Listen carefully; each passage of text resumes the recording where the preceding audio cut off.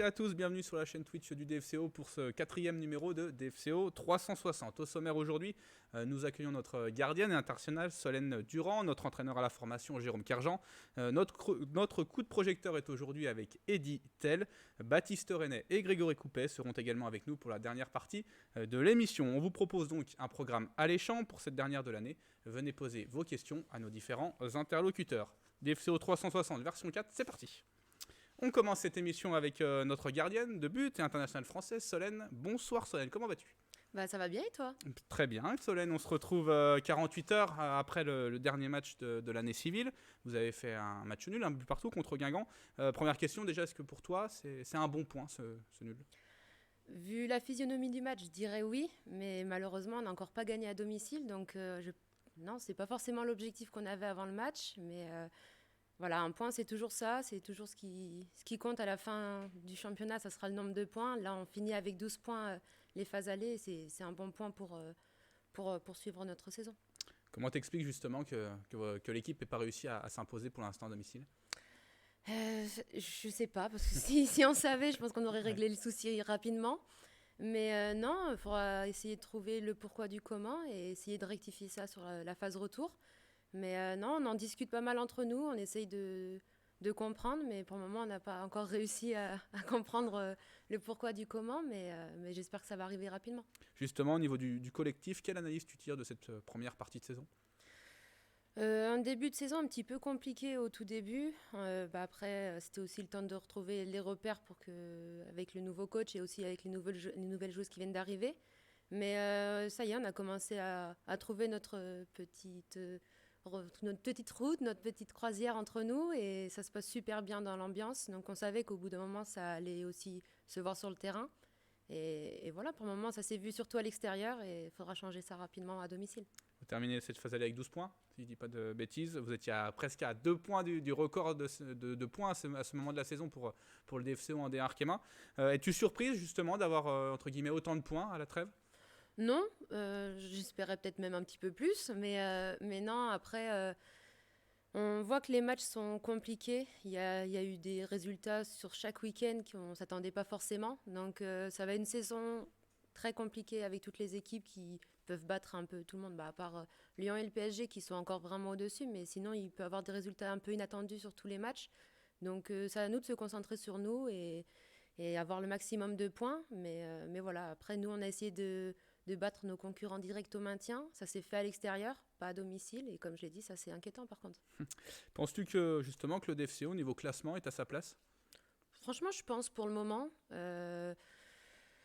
On a un effectif qui est assez restreint et quand on tire un petit peu sur les mêmes joueuses tout le temps, ça peut être aussi compliqué. Donc voilà, je pense que c'est notre place. Je ne nous vois pas au-dessus ni en dessous, en tout cas sur ce début de saison. Peut-être que je changerai ce discours-là à la fin de saison, je l'espère, mais pour le moment, non, je pense qu'on est à notre place. Allez, les premières questions qui nous arrivent. Alors, je pense savoir qui se cache derrière le pseudo, mais à mon avis, tu vas le découvrir aussi. Litchi98, quelles sont tes vraies copines au DFCO ? Déjà pas elle. Non, pour être tout à fait honnête, on a un petit groupe entre nous qui s'appelle le dîner presque parfait, avec donc les 2 gardiennes dedans. Il y a Léna, Colline et Marie-Jo.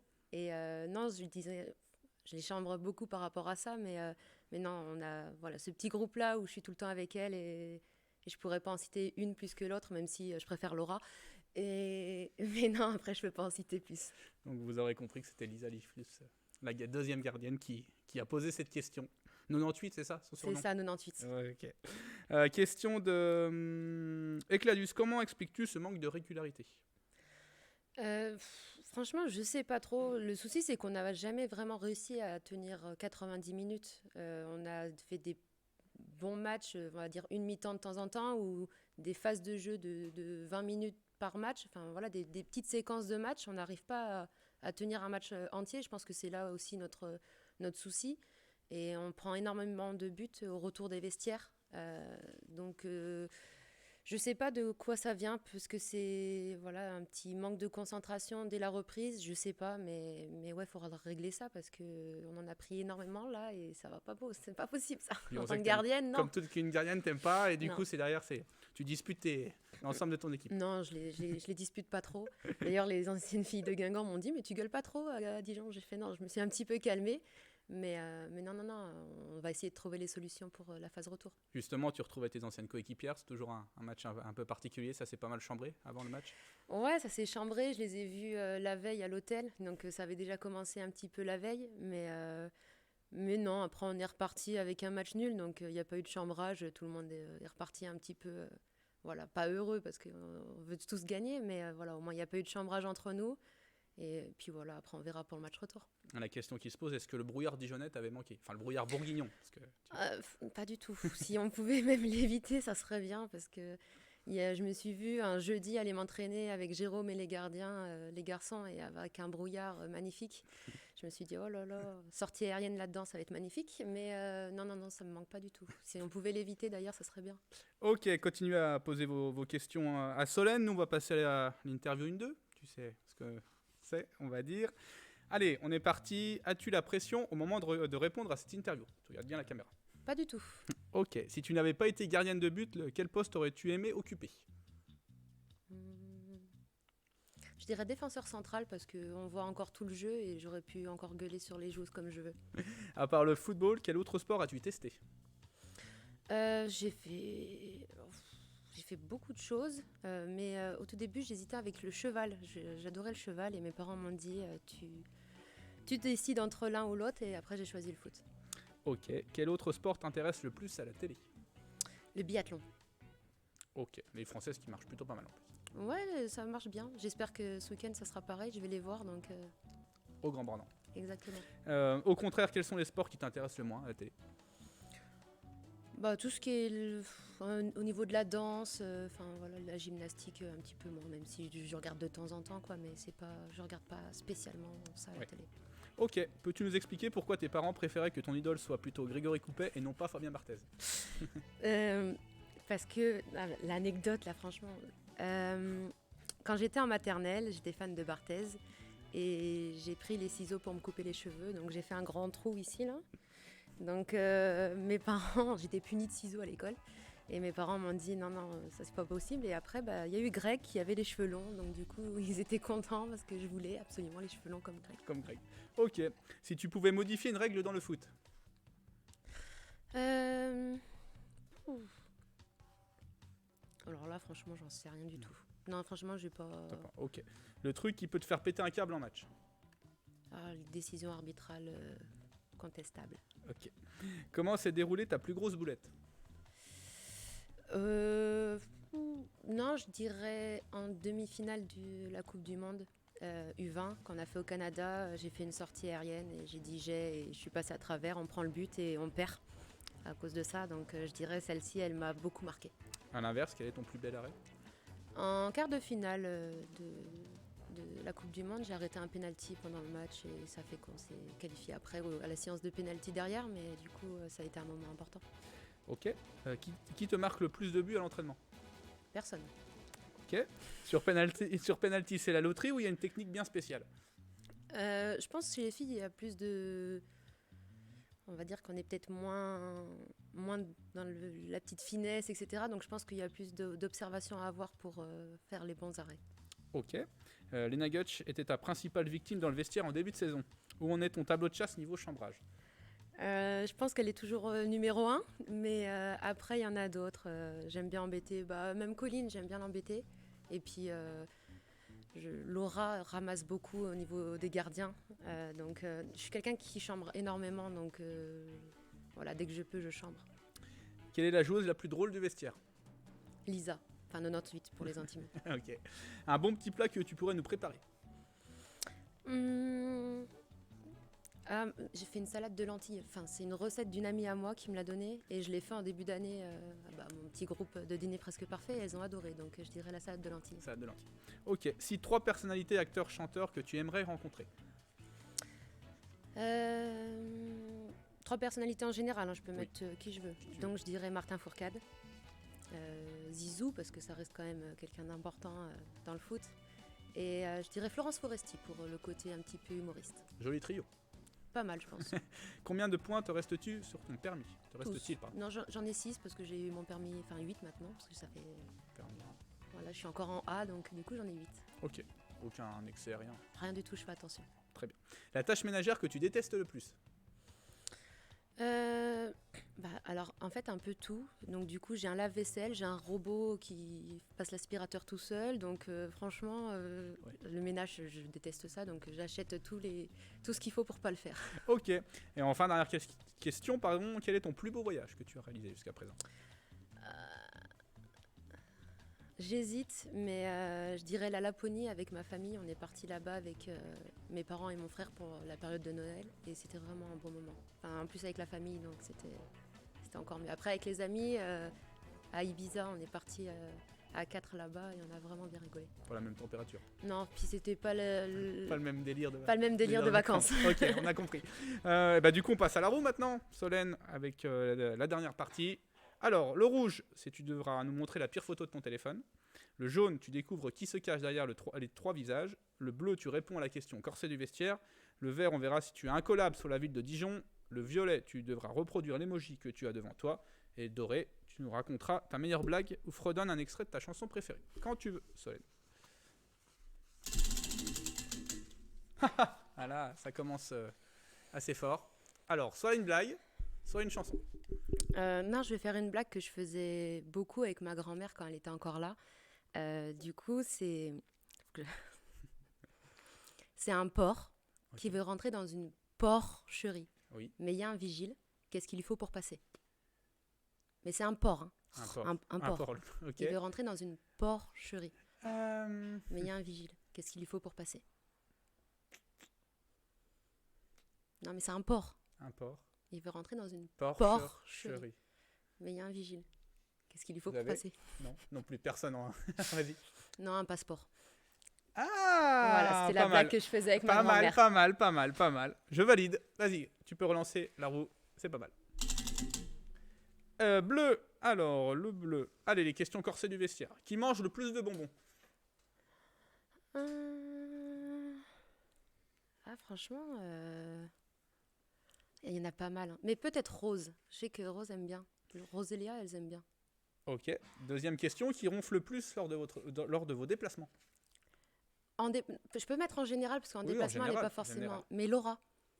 Voilà, Laura, je suis désolée, mais Laura. Ok, décidément, Laura, c'est... Ouais, on a fait encore une soirée hier pour le repas de Noël, et non, Laura. Ok, très bien, vas-y, tu peux continuer, relancer. Rouge, la pire photo de ton téléphone. Est-ce que tu avais préparé, est-ce que tu avais devancé la question? Alors, non, mais on a fait des photos hier. Ah. Et je pense que PH va adorer. C'est bien. Tu montres bien la caméra. Alors, attends, parce que du coup, tac. Vous le voyez bien? Alors, le style, la petite moustache. C'est des cadeaux qu'il a eu, parce que du coup, on s'est offert des petits cadeaux à Noël, et c'est quelques cadeaux qu'il a eu pendant le repas. C'est bien de l'afficher aussi. Voilà, il faut afficher tout le monde. Voilà. Il vous fait assez souffrir tout au long de la semaine. Ouais, et puis il va pas m'en vouloir. Voilà, vas-y, relance. Doré, tu as déjà fait. On va passer au jaune. Allez, on va truquer un peu la roue, comme tous les 15 jours. Comme tous les 15 jours, c'est les 3 visages. Solène. Alors, voici la star du jour. Donc Bertrand, notre infographiste, est fatigué, donc du coup il a un peu moins de créativité sur celle-ci, mais il y a bien 3 joueuses qui se cachent derrière cette joueuse.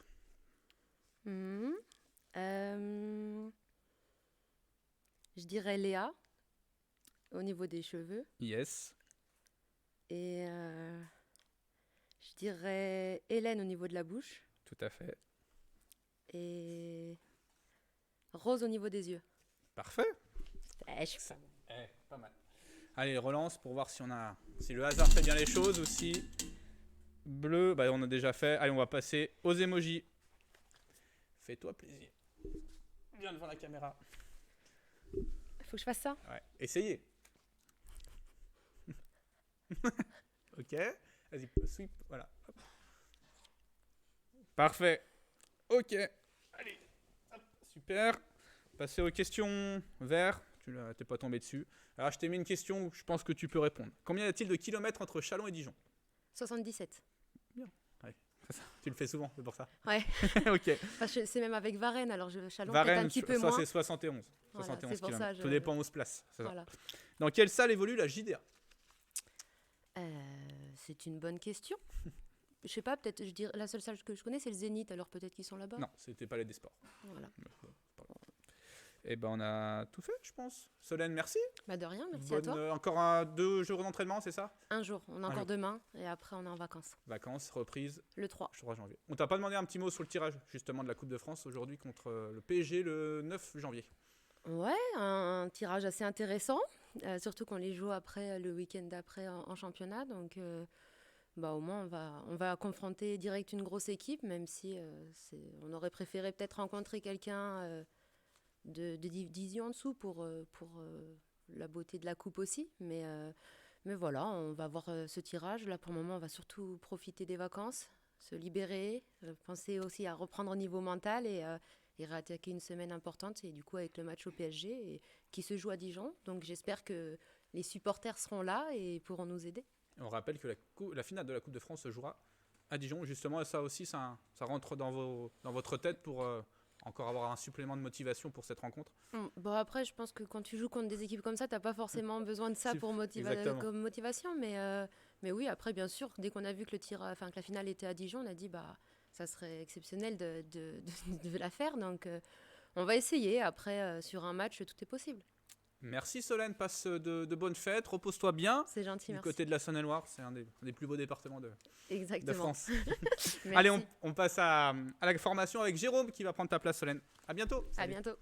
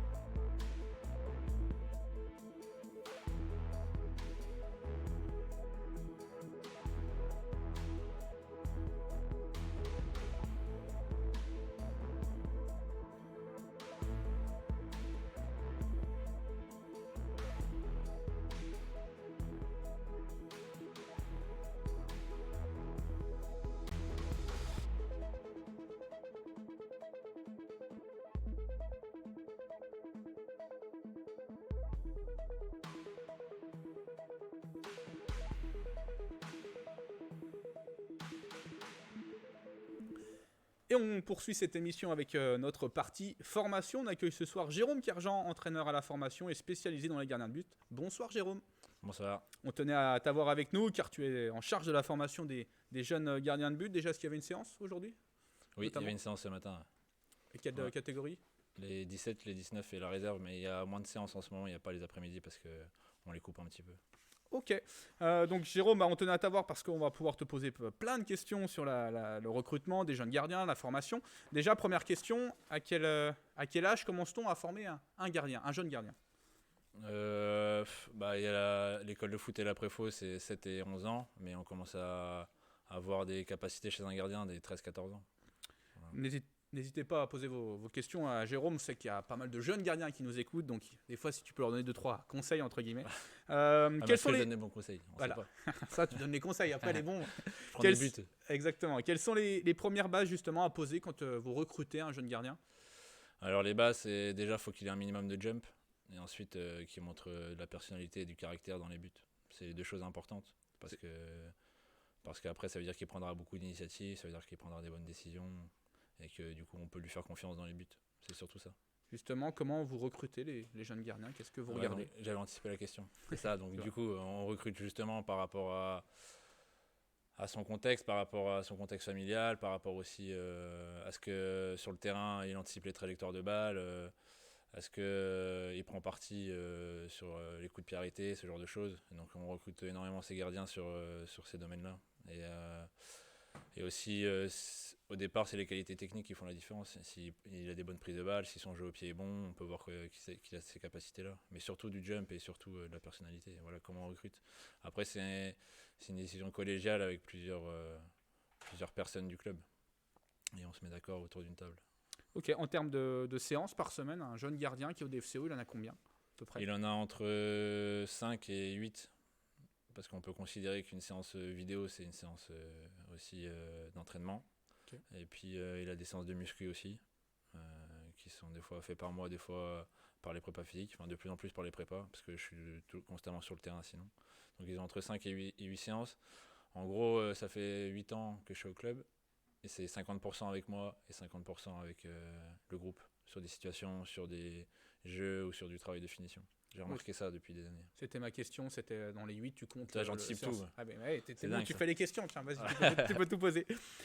Justement, quel est le niveau des gardiens de but en Côte d'Or? Alors en Côte d'Or, c'est malheureusement pauvre en ce moment.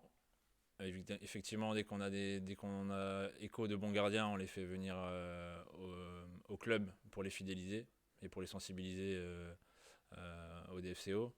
Et le niveau est moyen par rapport à ce qu'on peut voir dans d'autres régions où il y a plus de monde, du coup plus de brassage, donc du coup plus de quantité, plus de qualité quoi forcément. Mais en Côte d'Or pour l'instant ça reste moyen. Et dès qu'il y en a un bon, on le sait souvent. D'accord. Y a-t-il des talents innés pour être gardien de but? Bah ouais, tu peux être gardien sur le tard. Il y a beaucoup de gardiens qui ont été avant joueurs et qui commencent à être gardiens vers 13-14 ans, donc ouais tu peux avoir des capacités innées. En fait, souvent, un bon gardien, c'est souvent quand il lit les trajectoires, quand il anticipe les trajectoires. Voilà. Et c'est aussi le cas contraire. Des fois, on peut voir qu'un gardien peut être bon attaquant de temps en temps, et ça peut arriver qu'il y ait une grosse conversion, jamais au haut niveau, hein, mais à un bon niveau régional, ça arrive aussi, souvent. Voilà. Le fait qu'il ait été sur le terrain avant, ça joue ça peut Ouais, exactement. Ouais. Ça veut dire qu'il sur les centres en retrait, il sait comment se placer, il sait où le ballon va atterrir, etc. Où il voit souvent que l'attaquant ouvre ou ferme son pied rapidement, ce genre de choses. C'est ce qui fait que le gardien a ces capacités-là. Pas mal de questions pour toi, Jérôme. Toto P13, à quel âge un gardien est-il recruté? Il est recruté entre ses 9 ans et ses 15 ans, 16 ans. Voilà, jusqu'à 16 ans, jusqu'à 17 ans. Après, c'est peut-être un peu tard. Ouais. Plus jeune, non? Vous décidez de... En fait, plus jeune, en fait, entre 7 ans et 10 ans, je trouve qu'un gardien, ce qui est bien, c'est qu'il s'éclate dans les buts, quoi, qu'il s'amuse, quoi, qu'il prenne des frappes tous les jours à l'entraînement avec ses potes, c'est top, quoi. Ça développe déjà des capacités, ce genre de capacités, quoi. Voilà. Ok. Question de Michel, est-ce que la taille joue pour le recrutement d'un gardien? Ouais, forcément. Alors forcément, ça joue pour la taille, parce que plus t'es grand, plus t'as de l'envergure. Mais avec l'expérience que j'ai accumulée, on peut se dire que vaut mieux un petit gardien qui te rapporte des points qu'un grand gardien qui sert à rien. Mais voilà ce que je peux te dire. Ok, très bien. Ok. Question de Thierry. Alors, question de Monsieur Schnabi. Thierry Henry, c'est par exemple découvert gardien de but pendant le match de barrage contre l'Irlande. Souviens-toi, ouais. C'est lui qui avait mis la main. Voilà. C'est une petite touche sympa. Question de Gallo-Rose 21. Le DFCO est-il attractif pour faire venir de jeunes gardiens ou des clubs comme Sochaux ou Auxerre font-ils toujours de la concurrence? On essaye de se mettre au niveau d'Auxerre et Sochaux, mais ils ont de l'avance sur nous. Mais ils ont 40 ans de formation derrière eux, nous on en a 8 ou 9, donc petit à petit on essaie de grappiller le retard. C'est pas facile parce que quand c'est culturel chez eux d'avoir de la formation, forcément ça les attire, sachant que Sochaux et Auxerre ont des beaux centres de formation aussi, avec des belles infrastructures, donc forcément ça donne envie. J'ose espérer que ça va encore s'améliorer avec le nouveau centre d'entraînement à Saint-Apo pour le centre de formation, même si les pros y sont déjà. Mais on espère attirer encore plus de monde grâce aux infrastructures. Ça aussi, ça va être déterminant, justement, les infrastructures. Ah oui, toujours. C'est important de voir qu'on travaille dans de bonnes conditions. Et souvent, c'est les parents qui aussi décident souvent de ça. Voilà. Et justement, au niveau du recrutement, vous ciblez sur une partie de la France ou Non, on cible partout, mais on sait qu'au-delà de Paris ou Lyon, les gamins qui sont issus de d'autres régions plus loin que 200-300 km, ça commence à être compliqué parce qu'ils voient rarement leurs parents. Oui. Et du coup, ils s'épanouissent pas totalement. Même si certains gardiens justement sont déjà assez autonomes dès 15-16 ans, et ils arrivent justement à faire abstraction de leurs parents, de leur contexte familial, mais c'est quand même rare. Voilà, on préfère recruter vers Lyon, Paris ou en Côte d'Or, parce qu'aujourd'hui on a beaucoup de gardiens issus aussi de la Côte d'Or à la formation. On est assez content de ça. Ok, une question peut-être d'un ami à toi. Bonjour Jérôme, pratiques-tu la muscu comme Sylvester Stallone? Alors, je ne serai jamais Sylvester Stallone, mais oui, je pratique la musculation de temps en temps, de temps à autre, entre deux apéros. Ok. Tu reconnais Pierre Shiver? Non, tu connais pas? Pierre Shiver, non. Ok, c'est pas un ami à toi. Pas du tout, je vois pas qui c'est. Ok, justement, dernière question, tu disais ça faisait 8 ans, c'est ça? 10 ans, pardon, que tu... 8 ans, ouais. 8 ans. Est-ce que justement, tu vois, tu remarques que le poste de gardien de but a aussi évolué à votre niveau, au niveau des jeunes gardiens? En fait, ça a évolué surtout au niveau du comportement pas que les gardiens, mais les joueurs en général. Aujourd'hui, les gamins, tout leur sont dû et ils ont du mal à accepter de devoir bosser pour y arriver. Et c'est très compliqué parce que c'est conflictuel avec les anciennes générations qui, eux, ont toujours énormément bossé pour y arriver et pour obtenir des contrats ou obtenir des places de titulaires. Voilà. Et aujourd'hui, les gamins de 15-16 ans pensent qu'ils peuvent y arriver sans travailler. Voilà. Parfait. T'as été bon, Jérôme. T'as fait Ouais. passer tes petits messages comme ça, droite, gauche, C'est t'as ça. distillé. On a tout dit? Tu voulais rajouter quelque chose, Non. Jérôme? On te souhaite une bonne soirée. C'est C'est les bon. vac- C'est... Ouais, là, je vois rien. Alors juste pour vous le voyez pas, mais il y a Grégory Coupé qui est dissipé en backstage. Du coup, il commence à. Il demande si Jérôme ne vendait pas une voiture. Voilà. Vous savez tout. Vacances? Non, pas encore vacances. Si encore. On est 3 en jours. vacances vendredi. Vendredi. Ok. 2 semaines de repos. Reprise début Et le janvier. 3 aussi, comme Le 3. Solène. Ok. 3 avec les U19, U17, tout le monde. Les U19, les U17 et la réserve. Ok. Voilà. Parfait. Je pars 2 Jérôme. semaines en Bretagne, voir ma famille. Voilà. Vous savez tout. Si vous voulez croiser Jérôme, direction la Bretagne. Passe de bonnes fêtes, Jérôme, du côté Merci. des amis bretons. Bonne soirée.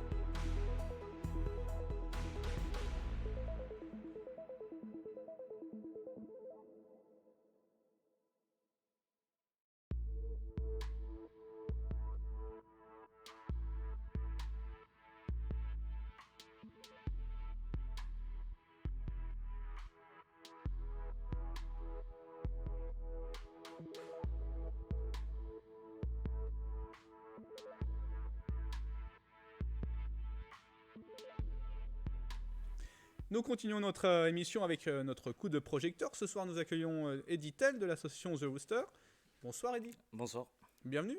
Merci. Tu passes après 2 gardiens de but. Oui. Très bon. No stress, ça va bien se passer. Oh, bah, on va essayer. Allez Eddy, est-ce que tu peux nous présenter ton projet? Alors, mon projet, j'ai créé l'association The Rooster pour découvrir les cultures qui nous entourent à travers un projet humanitaire.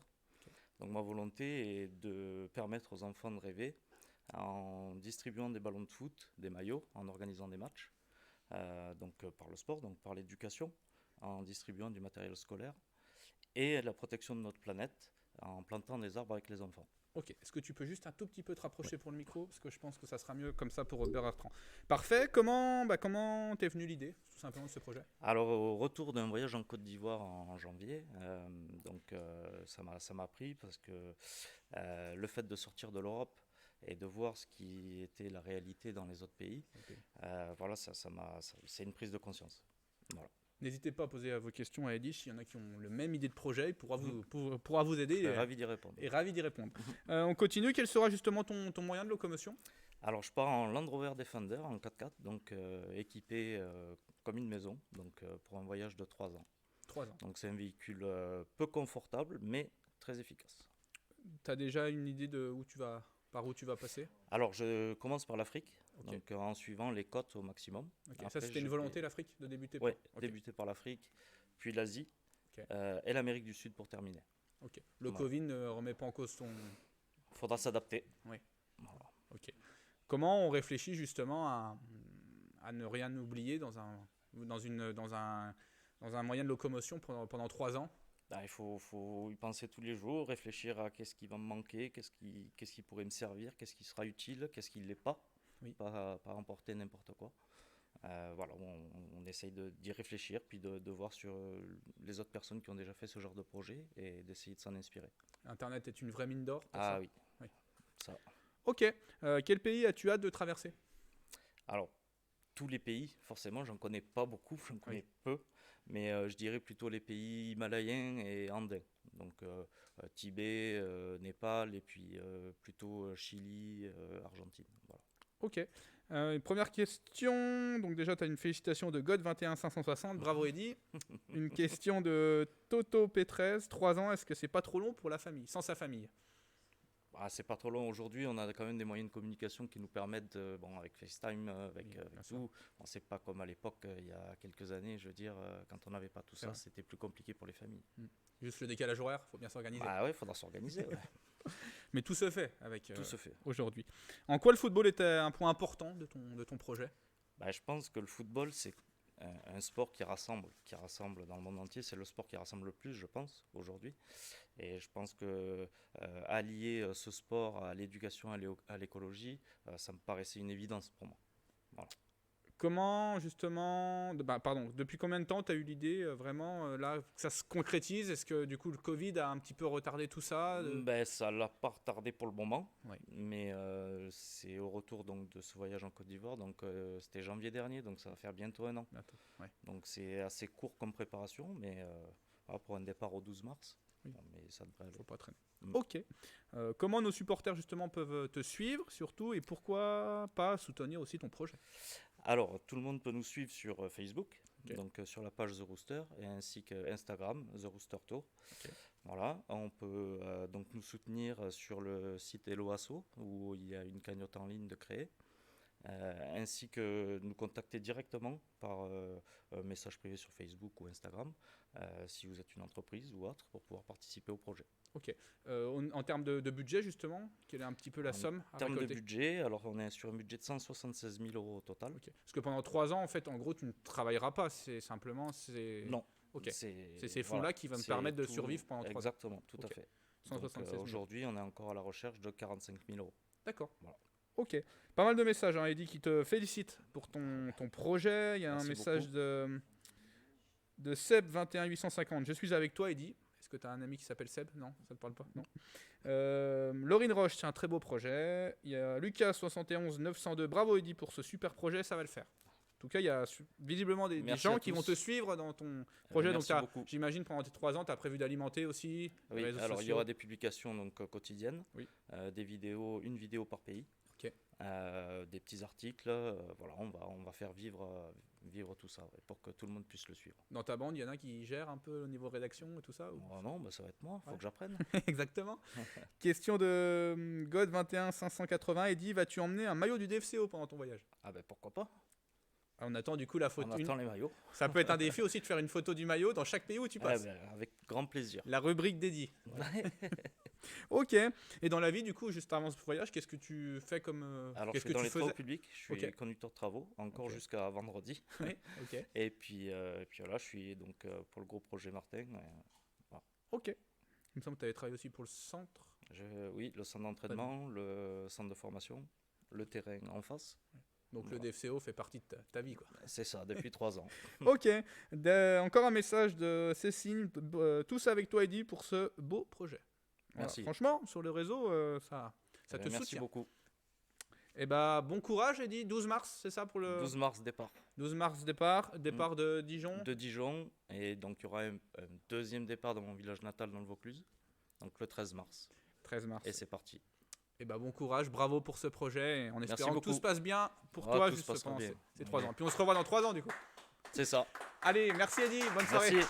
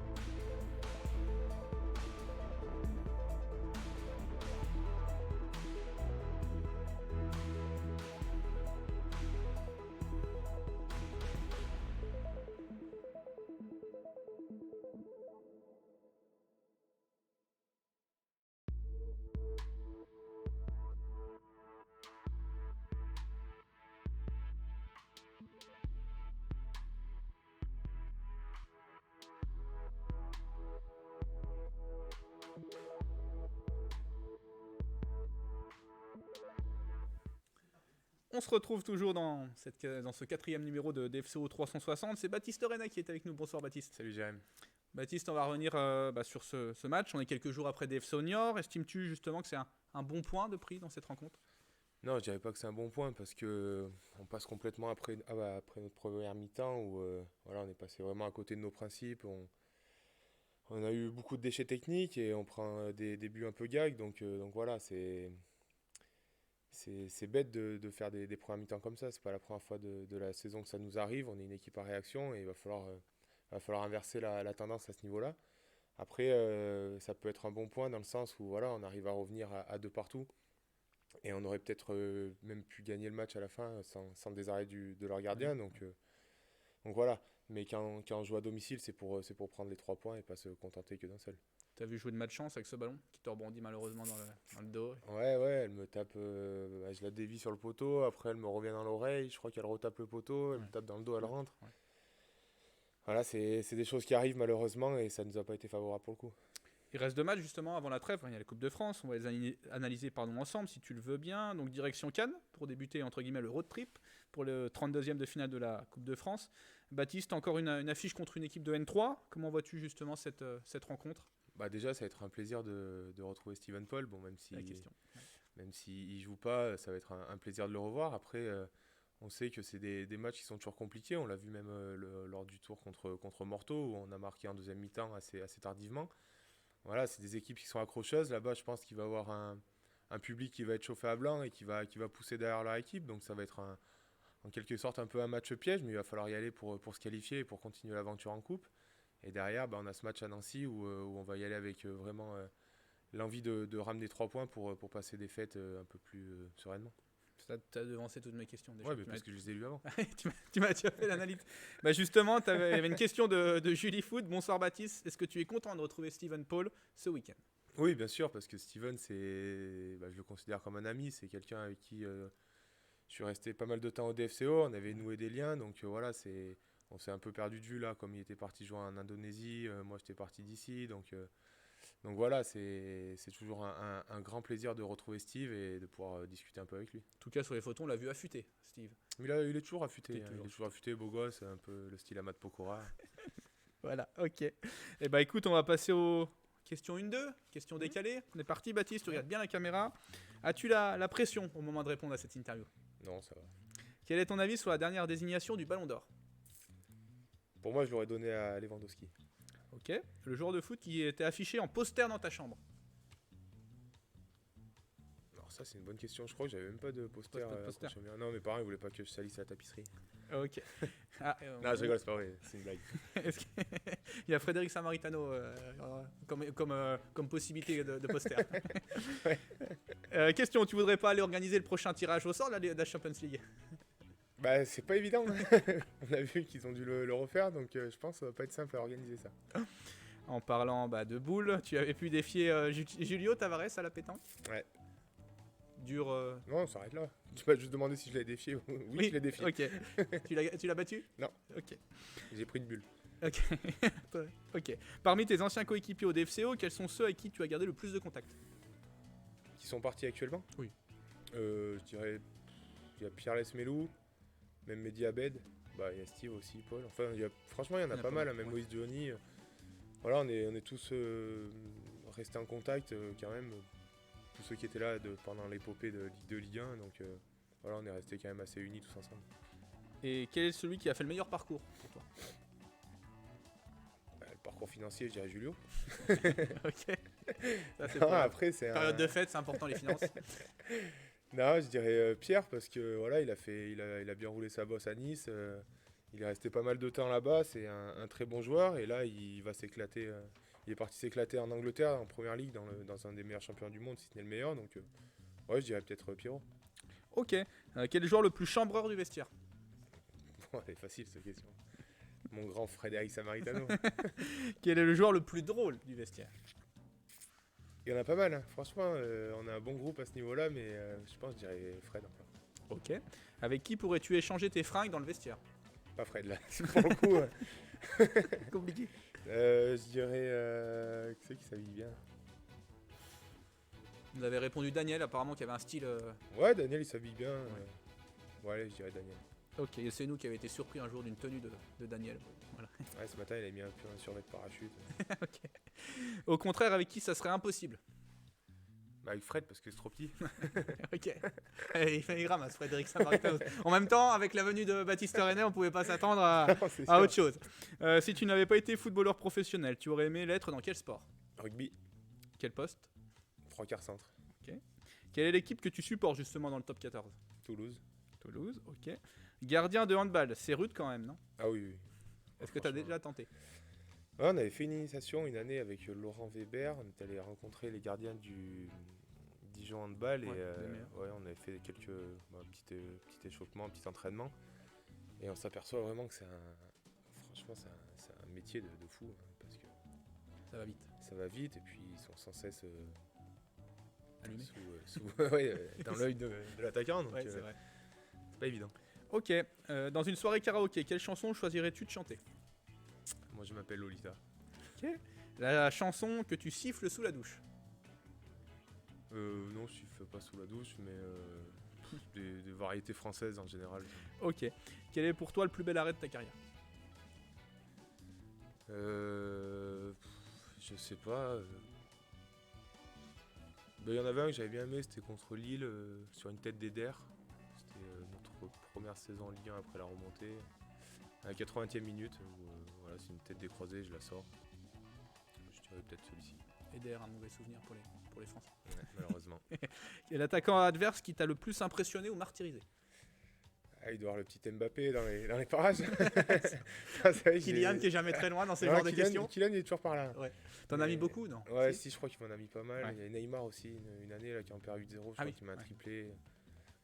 Et je crois que 6 mois avant, je l'avais encensé entre guillemets sur Twitter en disant que c'était une super chose qu'il vienne en Ligue 1, que j'étais trop content de jouer contre lui, même s'il aime faire des misères. 6 mois après, pas manqué, 8-0. T'es pas content, bim. Ouais, parfait. Voilà. Depuis le début de saison, combien de fois Greg Coupet t'a-t-il appelé poulet? Bon, alors ça, on pourrait changer la question ou faire l'inverse. Combien de fois il m'a pas appelé poulet? Ouais, combien de fois il t'a pas appelé poulet? Ça sera plus Ouais, simple. une ou deux. Une ou deux. Ok, allez, pas mal de questions, Baptiste, évidemment, pour toi. Alors, du coup, question de Chloé d'FCO. Est-ce que je suis ta meilleure supportrice? Bah oui. Évidemment. Si tu le dis, Chloé. Évidemment. Moi, je te crois. Donc, Chloé d'FCO. Question de Michel. Baptiste, à l'entraînement, regardes-tu les frappes des attaquants en vidéo que tu vas rencontrer Des joueurs adverses? Oui. Ouais, tous les jours de match avec Greg et Anto, on a une vidéo qu'on fait le matin du match pour un peu décortiquer, analyser l'adversaire et plus précisément leurs attaquants. Baptiste, si tu pouvais faire revenir un ancien joueur qui a porté nos couleurs, quel serait le joueur? Il n'y en a pas un précis, mais ouais, c'est peut-être Pierre, Mehdi, même Loïs, Julio. Julio pour une revanche à la pétanque. Ouais, c'est ça. Voilà, maintenant il peut revenir, c'est bon. C'est bon, on est bon. Il a fait 1 an et demi là-bas. Ok, voilà déjà. Ok, bon bah écoute Baptiste, je pense qu'on a fait le tour au niveau des questions. On va passer à la roue. Tu es prêt? Évidemment, on va essayer que le sort ne s'acharne pas trop sur toi. Ah bah, Ça commence bien. ça commence bien. Alors, raconte-nous ta meilleure blague ou fredonne un extrait de ta chanson préférée. On connaît ta chanson préférée maintenant. Moi, je m'appelle Lolita. Pas mal. Ou bien Lola. Du pareil au même. C'est impressionnant. Quand tu fermes les yeux, franchement, en face, c'est vraiment quelque chose de particulier. Ok, vas-y, tu peux relancer. On va dorer, décidément. Non, on va faire la question bleue, la question corsée du vestiaire. C'est parti. Qui conduit le plus mal? Chris Roca. Je dirais pas pourquoi. Il le sait, s'il me regarde. Et qui est le plus gourmand? Mickaël Le Bihan. Il le sait aussi pourquoi. Ok, merci, vas-y, tu peux encore relancer. Essayer. Rouge, montre-nous la pire photo de ton téléphone. Ah, mais il y en a plein qui l'ont déjà vu, je pense. Sans Fred, du coup. Bah si, Ah, si. la fameuse. Est-ce qu'on voit bien au niveau de la régie? Ouais, c'est bien, voilà. Donc un petit montage, c'est Ouais. ça? Où tu à la base, c'est toi qui réponds, c'est ça? Ouais. Et tu- Non, c'est Fred qui répond. Fred qui répond. Ah oui, bah, c'est moi qui réponds. Là. Ah oui, d'accord. Ok, vas-y, continue. On va passer. Bah, rouge, on a déjà fait. On va passer au jaune, évidemment. Comme Ça se d'habitude, ressemble, je ne triche pas sur le tirage. Alors, le jaune, c'est que tu dois découvrir les 3 visages qui se cachent derrière tout ça. La coupe d'Aurel. Ouais. Les yeux de Lucas. Ouais. Le nez, par contre, j'en sais rien. Visage, plutôt, Baptiste. Hein? Bas du visage. Ah, Mika. Parfait. Excellent. Allez, hop. Easy. Relance la roue, sinon on va te passer directement aux emojis. Eh ben, rouge. Allez, aux emojis. Tu regardes bien la caméra. Faut que je fasse ça. Oui. Ok. Le deuxième, vas-y, il y en a un deuxième emoji. Parfait. Super. On passe aux questions vertes. Allez, question verte. Quel est le nom des lignes de bus à Dijon? Divya. Bien. Et enfin, comment s'appelle le canal qui traverse la ville? Putain, je le sais. Pardon, désolé, je le sais. C'est sorti du cœur. C'est pas celui qui passe derrière les pousseaux? Si on partit. Suivant Non, c'était le canal de Bourgogne. Oh, c'est pareil. Ouais, c'est pareil. Parfait, Baptiste. On a quasiment fait le tour. Dernière question pour toi. Que penses-tu de ton début de saison et de la concurrence avec Anthony Raciopi? Bah déjà, au niveau de mon début de saison, il est mitigé parce que voilà, j'aurais aimé rapporter plus de points au club. Il y a eu des passages compliqués, d'autres un peu mieux, mais voilà, j'espère faire encore mieux lors de cette deuxième partie de saison. Et concernant la concurrence avec Anto, il a fait trois très bons matchs lorsque j'ai été blessé. Et entre nous, ça se passe super bien. Franchement, il y a une super ambiance, que ce soit avec Anto, avec Greg, avec Thomas. À ce niveau-là, il n'y a rien à dire. On se soutient les uns les autres. Quand c'est lui qui jouait, j'étais derrière lui. Quand je joue, il est derrière moi. Donc franchement, il n'y a rien à dire et ça se passe vraiment très très bien. Ok, je crois que on va te laisser tranquille, Baptiste, pour Avec une plaisir. bonne soirée. Ouais, On va merci. jouer maintenant, Baptiste. Tu peux rester avec nous si tu veux juste pour la question. 2 places sont à gagner pour la rencontre face à Nîmes. Pour cela, il vous faut répondre à la question suivante. Qui a inscrit un doublé lors de Guingamp DFCO? Alors ça, si c'est pas, on est en période de fête, c'est cadeau, mais qui a inscrit un doublé lors de Guingamp DFCO? Vous avez le passage de Greg Coupet pour répondre à vos questions. On vous laisse une dizaine de minutes. Le plus rapide d'entre vous remportera 2 places pour DFCO Nîmes. Je répète la question. Qui a inscrit un doublé lors de Guingamp DFCO? Réponse dans une dizaine de minutes après le passage de Greg Coupet qui se C'est pas prépare. Aurélien? C'est Aurélien? Oui, c'est ça. Voilà. Et, Baptiste René vous offre sur un Ah, mais plateau les Aurélien 2 de la places. com. Aurélien de la com, voilà. C'est Aurélien de la com. Voilà, doublé d'Aurélien de la com. Merci Baptiste. De rien, Bonne avec soirée. plaisir, bonne À soirée. plus. Merci, Benoît.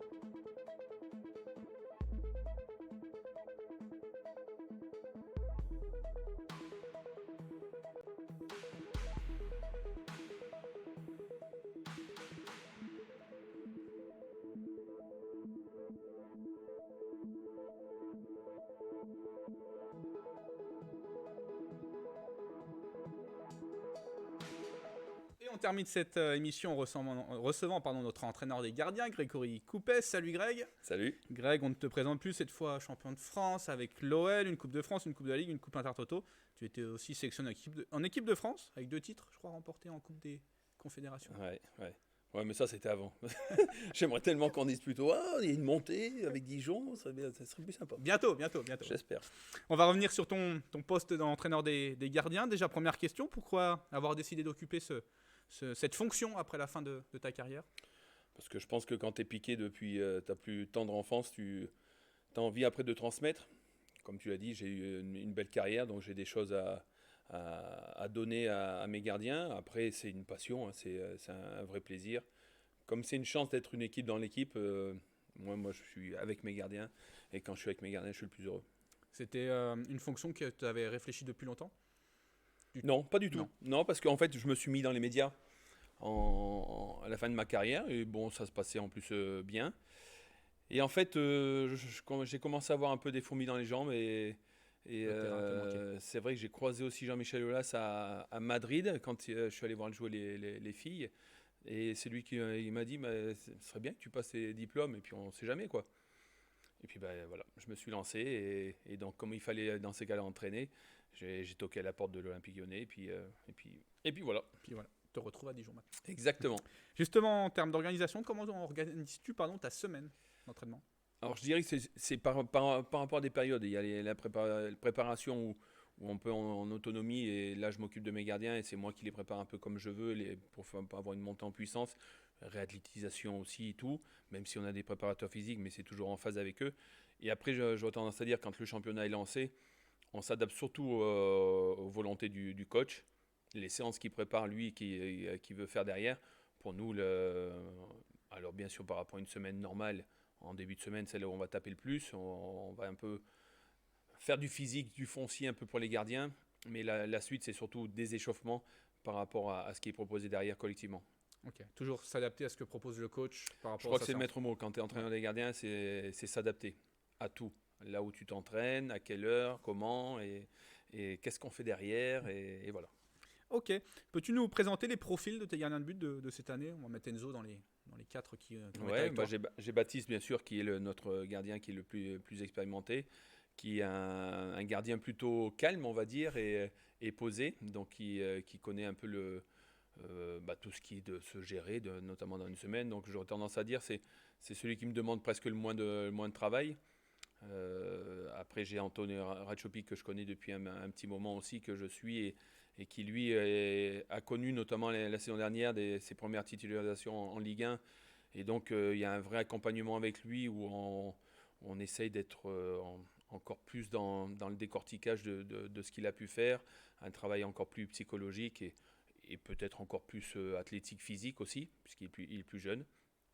Et puis j'ai Toto et Enzo que je mettrai ensemble, qui sont deux jeunes que Jérôme, que vous avez eu tout à l'heure, avait sous son aile depuis un moment. Donc eux aussi, c'est un vrai accompagnement avec encore plus de vidéos peut-être à l'appui pour insister sur des points tactiques, des positionnements aussi.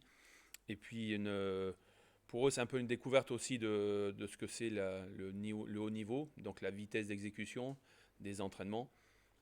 Et aussi la musculation un peu plus lourde, parce que tant qu'ils sont jeunes, on peut pas abuser.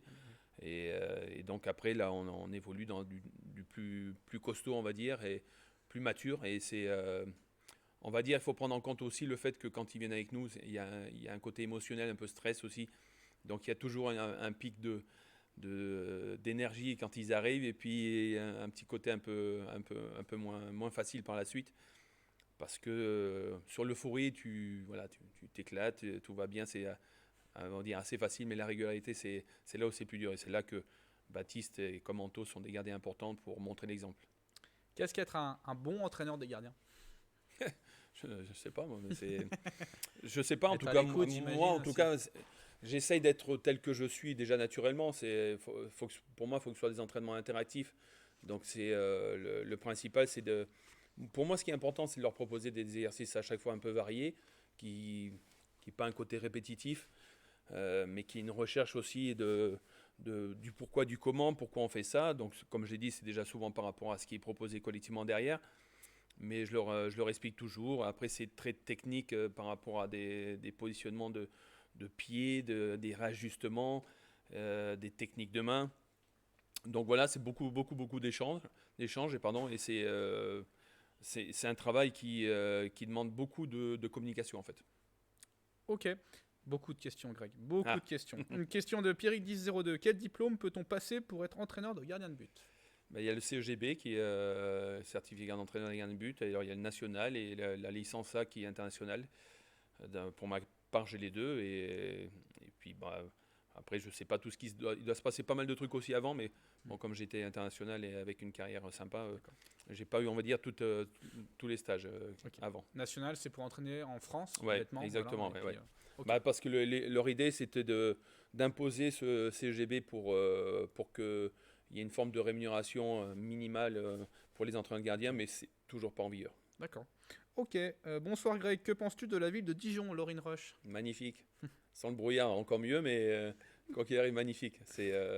Vraiment, c'est une très très belle ville et je sais que la zone piétonne notamment est pas très très vieille, mais c'est une belle réussite. Bravo, monsieur le maire. Pierrick 1002, nouvelle question. À choisir entre ton arrêt contre Barcelone et ton match phénoménal contre Nantes, quel est celui que tu retiens?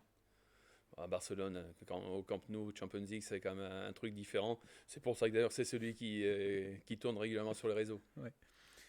Question de God 21 560. Pourrais-tu remettre les gants en Ligue 2?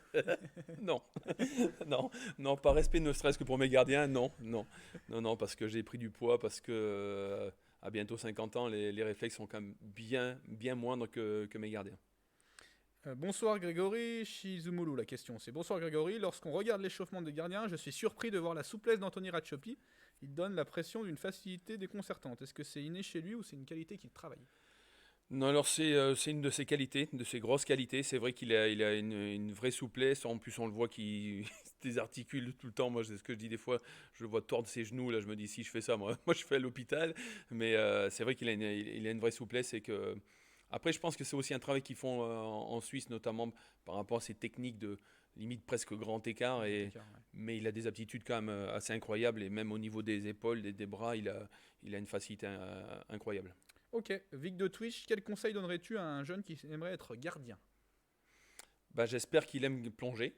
Donc la base, elle est là. J'espère qu'il a du caractère aussi, parce qu'il faut subir aussi les regards de ses coéquipiers quand tu prends un but. On parle de cette fameuse solitude des gardiens de but.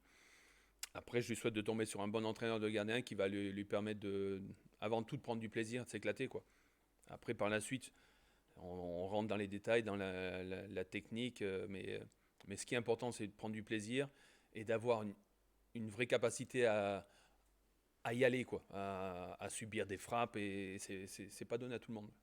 Ok Greg, c'est désormais une tradition. Après la partie plutôt sportive, on cuisine entre guillemets nos invités. Tu ne vas pas y échapper, je te remets la tablette. Alors, comme Christophe Point la semaine dernière, on va te remettre des photos. Tu vas nous expliquer ce que ça faut que je les commente. évoque pour toi. Ah oui, c'est pas mal ça. Bah, c'est mes débuts avec Saint-Étienne, donc avec des maillots qui sont énormes. C'est pas mal. Mais ouais, c'est bien en plus avec mon copain Lionel Potillon, avec qui je m'entendais super bien. Claude Fichot, que j'ai connu en tant qu'adjoint de Rudy Garcia. Ouais, c'est une belle époque, hein, parce que ça s'est fait quelque part naturellement. Je me rappelle que c'était quand même une grosse pression de passer, notamment après Joseph-Antoine Bell à Saint-Étienne. Mais quand tu es ambitieux, il y avait une logique, donc je me sentais bien. Tu peux passer sur la droite, normalement il y a une autre photo. Il y a de tout dans les 5 photos. Explique-nous la coupe de cheveux. Qu'est-ce que tu veux que je commente? Ah, la coupe de cheveux, bah oui, là c'est... Quel regard, c'est ma jeunesse. Même encore maintenant, tu vois, à la rigueur, je suis trop vieux pour déconner, mais qu'est-ce que j'ai encore déconné avec mes cheveux, mais le problème, c'est qu'il y a un moment, il faut devenir sérieux. Mais j'adorais, moi c'est... Ouais, bah ça me reflète, hein. C'est bien moi ça, on va dire. C'est bien représentatif. J'ai eu la boule à zéro aussi. Oui, c'est vrai. On aurait pu faire une spéciale non, mais franchement, j'ai tout tenté. Je vous conseille de tout tenter. Tant que vous pouvez en avoir, moi j'en ai plus. Envie qu'une fois. Hein. Ah, et voilà, le fameux arrêt face à Rivaldo. Et ouais, bah ça c'est un beau montage, hein, je pense, ça aussi. Mais ouais, c'est l'arrêt le plus connu, reconnu. C'est celui qui fait qu'aujourd'hui, les jeunes me connaissent encore, parce qu'ils tournent régulièrement sur les réseaux sociaux. Et même moi, je suis nostalgique en fait de cette jeunesse, parce que ce que j'avais fait sur le coup, c'est quand même assez hallucinant. Ouais. Tu t'en souviens de tout? Ah ouais, parce qu'en plus, je te dis, ça revient régulièrement dans les questions, dans les vidéos, mais donc j'ai eu le temps aussi de l'apprécier. Et c'est vrai que ça peut pas se travailler, c'est un entraînement. Hein. mais je suis nostalgique de cette tonicité, cette capacité à à tomber plat dos sur le terrain. Enfin bon, c'était top quoi. Le réaliser dans un stade comme ça, dans un match. Ouais, là, il y a tout. qui- Il y a tout là. Il y a le Voilà. stade, l'environnement, le niveau de compétition et Rivaldo quoi. Bon, Oui. c'est pas mal. Oui, c'est pas mal. Vas-y. Eh voilà. Bon bah ça. Alors ça, faut savoir que c'est un match en plus avant un derby. Donc ça, moi j'étais très gêné de faire ça parce que j'ai appris juste avant de rentrer sur le terrain qu'on allait se teindre les cheveux, on était champion, donc je t'avoue que moi ça m'a mis une grosse pression, mais après la qualité des produits on va dire, A fait la j'en différence. suis pas responsable, Voilà. mais j'ai joué le jeu avec Voilà, les collègues, joué le jeu. c'est vrai qu'à l'époque on était un peu fous, donc j'ai suivi le mouvement et puis des cheveux rouges ça fait des cheveux un peu roses, Bozo le clown, mais bon on avait gagné donc on n'était pas passé pour des clowns, donc c'était bien. Je crois qu'il y en a une dernière. Une Greg, il me dernière. semble. Ah ouais, bah c'est un touché qu'on a fait à Toulon. Ah génial, magnifique. Magnifique. Organisé par Pascal Olmeta en plus. Donc on avait fait une mi-temps en football et une mi-temps en rugby avec les joueurs de Toulon. Donc je remercie Vélo- d'ailleurs pour l'accueil. Stade Vélodrome, il me semble. Non, Non, c'était Mayol. à Stade Mayol et on s'était éclaté. Et puis c'était trop drôle de voir comme des rugbyman sont vraiment mal à l'aise aux pieds et comme des footballeurs sont mal à l'aise avec les mains. Ouais. Donc nous, en tant que gardien, on a la chance de maîtriser un peu les deux. Mais c'était assez incroyable à voir parce que moi, je kiffe les rugbyman, mais grave, au plus haut point. Mais ça m'avait fait bizarre de les voir aussi mal à l'aise pour jouer un ballon au pied, quoi. C'est vrai. Ta deuxième passion, le rugby. Hein. Ah oui, grave. Eh ben parfait, Greg. Encore quelques questions pour toi. Quel look préfères-tu? Long, blond ou pas? Cheveux courts, cheveux longs, cheveux blonds, cheveux... Ah, j'irais long, c'est ma jeunesse, mais là, très sincèrement, maintenant, je fais du pratique. Hein. C'est pratique et suivant mon âge, parce que des fois, j'ai des réflexions, je dis, ah, t'es trop vieux pour faire ça, quoi. Donc, bon. Question d'Alexis DFCO. Quand il n'y a pas match du DFCO, est-ce que ça t'arrive d'aller voir des matchs amateurs le dimanche? Non, le football, très sincèrement, très peu. Du rugby, oui. Je suis allé voir mon copain Benjamin Noiro, là, ici au Stade rugby. Dijonnais? Ouais, Stade Dijonnais.